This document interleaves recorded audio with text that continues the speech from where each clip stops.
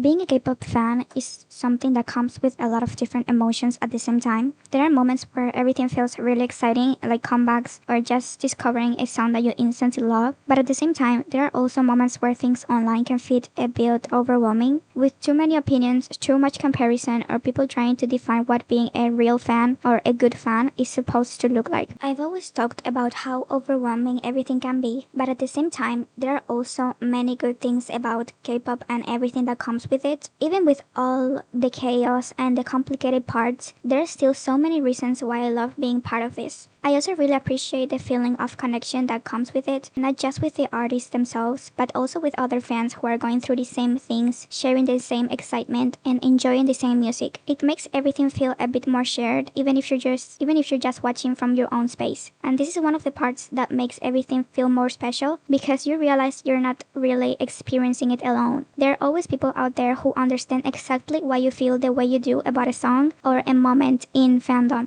And that's also why when something happens in a K-pop group and fans start splitting up and the fandom becomes more toxic or divided, a lot of fans end up taking a break or distancing themselves for a while, because it can feel really overwhelming to see everyone arguing and having completely different opinions all the time. It almost feels wrong sometimes to have your own opinion without other people telling you how you're supposed to think or feel. This also happens a lot with my podcast videos. I receive a lot of positive comments, but there's always someone who leaves a long paragraph just trying to contradict my point of view. I've always made it clear that everything I say is just my personal opinion and that I'm not trying to make anyone agree with me. And it's just not with my videos, it also happens with everyday topics. If I see someone with a different opinion from mine, I just think, okay, this person has different experiences and a different light that makes them see things differently than I do. It's the same idea, just in different situations. And that's also why it becomes really important to remind ourselves that fandoms are supposed to be something we enjoy, not something that make us feel like we have to constantly defend every single thought we have. At the end of the day, it's just music and artists and content that we connect within our own personal way, and there is not fixed rule for how that connection is supposed to look. Some people might be more casual, some people might be more invested,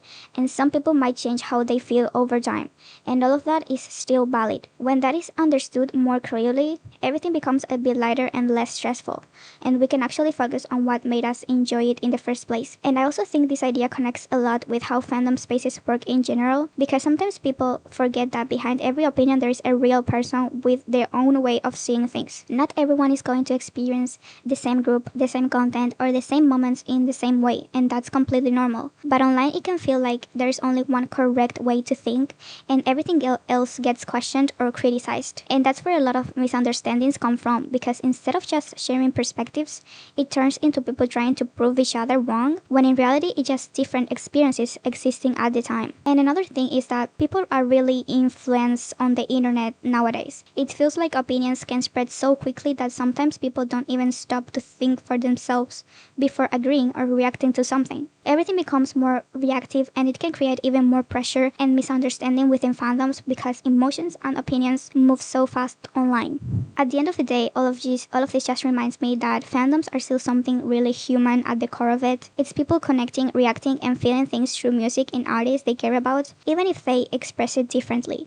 And once you stop trying to control or compare how everyone else is engaging with it, it becomes a lot easier to just enjoy your own experience without pressure. Thank you so much for listening.